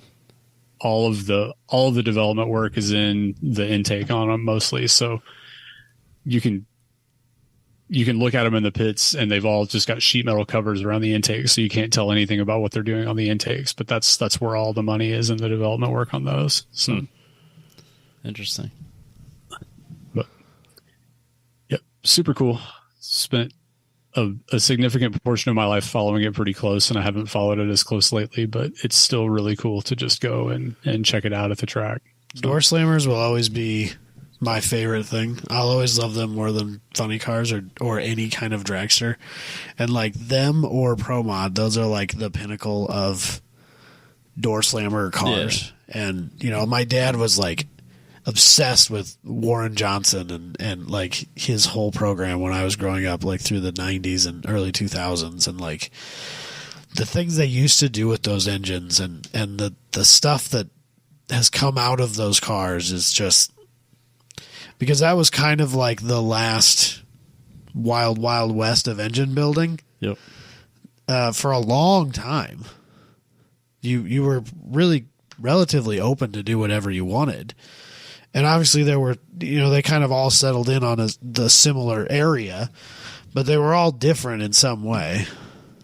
Well, yeah, and at that time, whenever, you know, watching it whenever I was growing up, you know, it was Warren and his son Kurt, and then there was these guys all built their own engines and the cars, and you know, ran the whole program themselves. And now Pro Stock is primarily it's really close racing. It's really cool competition, but it's, you know, it's a couple of chassis builders and a couple of engine builders. So you go buy your car from Rick Jones or whoever, and then you go get set up with an engine program with Elite or KB, and you have your package and you just go race it.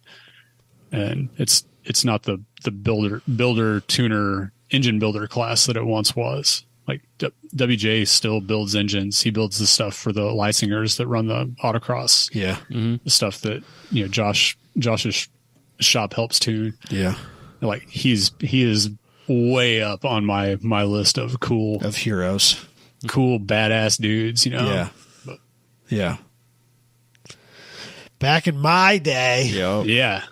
Yeah, back in the good old days. Jesus Christ. Who would have thought? Yep. I've known I was getting there for a while, so. That's fair. That's fair. So, well, I'm glad you got that experience. I think it's cool that you're taking the opportunity that this podcast presents to run around and do all these things. So,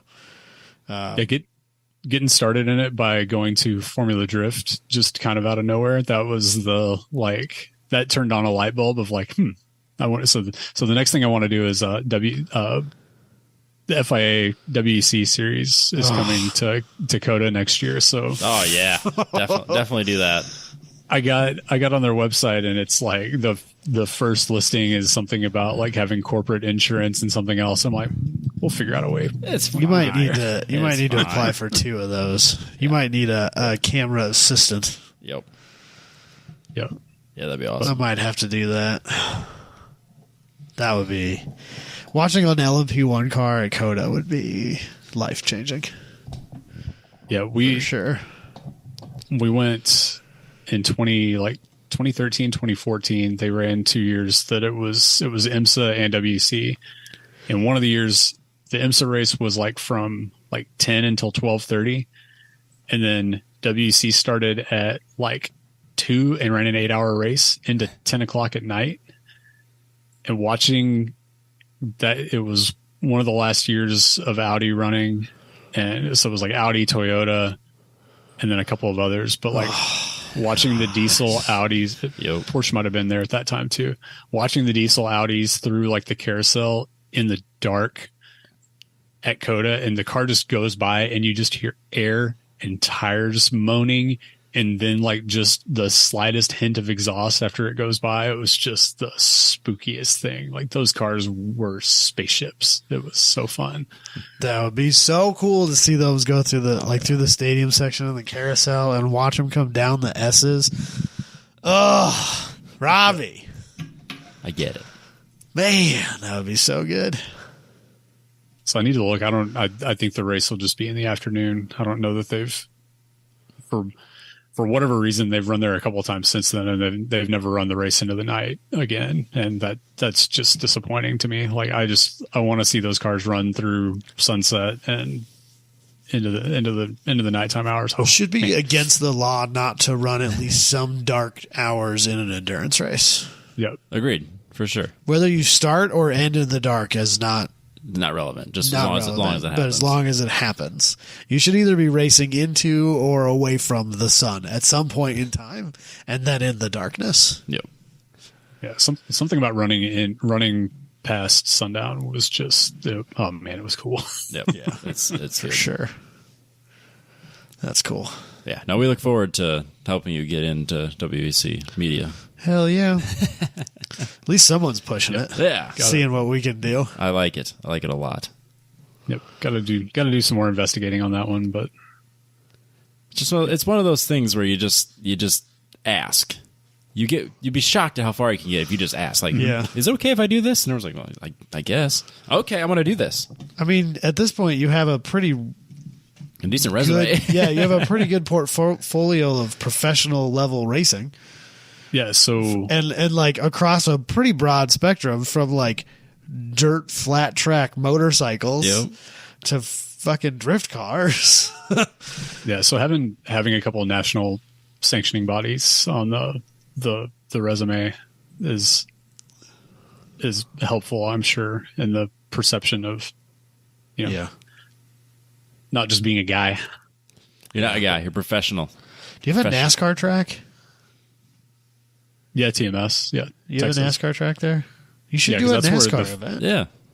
That's where the drifting was, wasn't it? Yeah. So FD was Big Hoss. FD was in the FD was in the main track, and then the flat track, AMA flat track, was at the dirt track that's outside the big track. Oh, okay. Huh. So, yeah. You should do a NASCAR event. Yeah, I've never checked into that. If you come to Iowa, you can do an IndyCar event. Or a NASCAR event. Yeah, we Get don't NASCAR have. again. We've always had an IndyCar race, and they dropped it off the calendar this year. We got two, so you can use one of Sucks to ours. suck. But we can't It's a- afford to go, so we don't go. I've been to the. It's because they turned it into a music festival. It's a concert. Robbie. It's a concert with a race attached. Yeah. I know. You don't want to go see Luke Bryan. No, and I don't want to spend $400 to see Carrie Underwood either. No. Yeah, the last time we went to IndyCar here, we got tickets through something, and they had pit passes with them, and I was so glad that they had pit passes, because walking through the garages was by far the highlight of the night. The race started, everybody settled in single file. There was a random caution in the middle that wasn't for anything.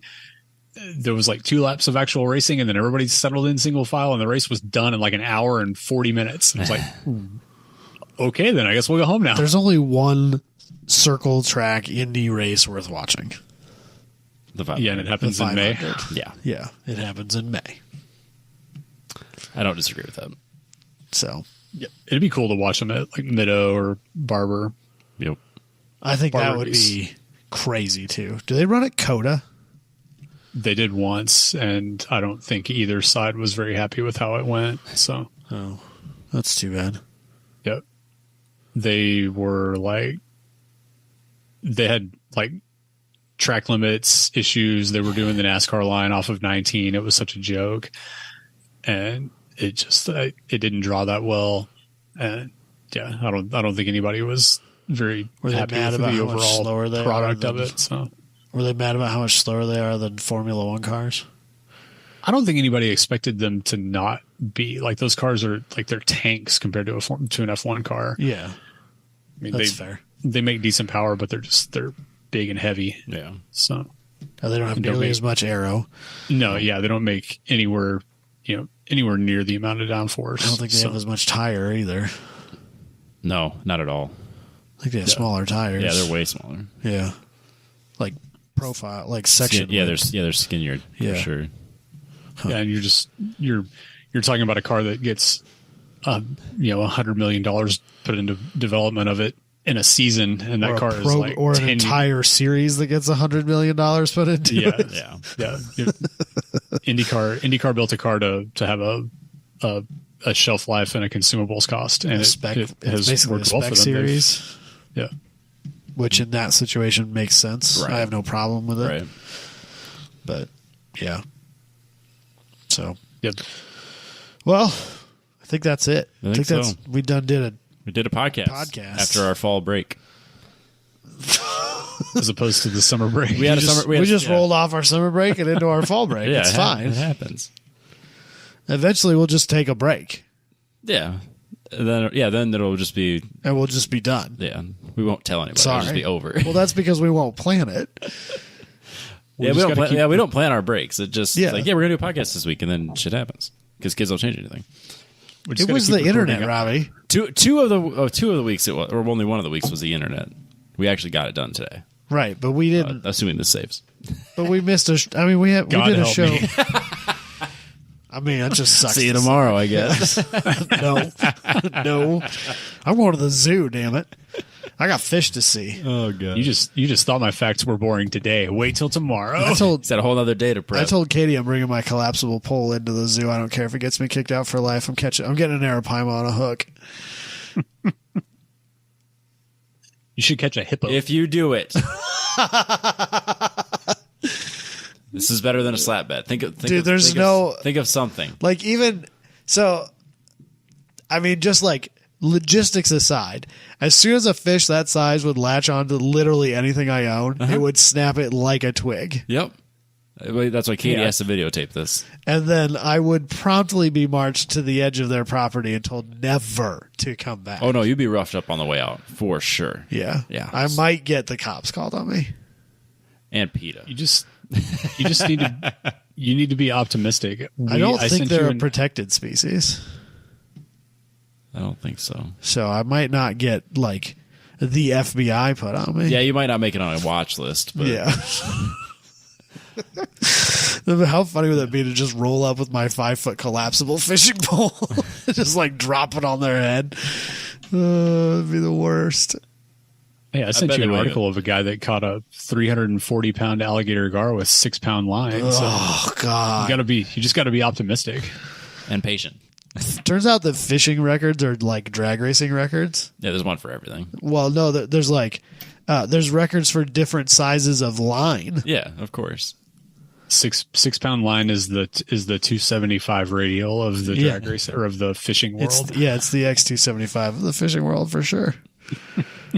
So silly. Have you seen my new shirt? I wore that already. I caught fish wearing that shirt. So Petrobox came out with this bitchin' new shirt. It's so good. This was in last month's box. It's a dramatic change in direction that I appreciate very much. I'm all in on this. So it's a black shirt. So obviously he's got a Petrobox shirt on. It's different than the vintage Petrobox shirt. See, I really like the vintage logo Petrobox shirts too. My personal favorite was the Champion Sparkplug one, but the one that Dusty has is great as well. Yeah, that one's good. I like this one. This one looks like a Metal Bands t-shirt. It's got a bunch of skulls and fire. Yep, and it looks like instead of Petrobox, it should say like cattle decapitation or something like that. Like Cradle of Filth or Cannibal Corpse. Job for a cowboy. Metal for the sake of metal. Fuck yeah. Pig squeals. But yeah, then in metal font across the top it says Petrobox, and it's fucking dope. I love it. Yeah, so this showed up in the Petrobox that showed up the other day. And if you didn't get one, you really fucked up. So mypetrobox.com, use the code TTP15. You can get 15% off that box and not miss out on the next one. See how good I am at this? John's been killing it. The last couple of ones They've have been been really excellent. Excellent. good. Yeah, the last couple of T-shirt designs have been really good. Yep, and the boxes are good because like all this like cleaning products and all sorts of stuff. Oh, you got a different sticker than I did. I've always gotten different stickers than you. I assume it's because he hates me and he gives you the better stickers. I got a McLaren F1 this month. See? I got a Toyota Corolla. And we got different pins. Yep. My pin matched my sticker though. Oh, if he sent you a Toyota, he likes you better. That's fair. yeah, because he loves Toyotas. And I got an Impact 10mm socket, so that's nice. I got a Dodge Challenger pin, but he didn't leave the yellow splitter guards on it, and it makes me sad. It would have been a great opportunity to have a joke. That would have been better. So yeah, no, they're on their game with the new shirts. I like the new shirts. The last couple have been really, really good. Yep. So Christmas is coming. I was just gonna say it's about that time of year. Yeah, buddy. Plan ahead. Yeah, tell your mom, your dad, your significant others, your grandma, your aunt, Side whatever. piece, whatever. Just get you a couple months of petrol box. Bam, taken care of. Yep. Tell that ungrateful race car of yours to finally do something for you for a change. Exactly. So let's shut it down, Robbie. We'll catch everybody next week for sure. Next week.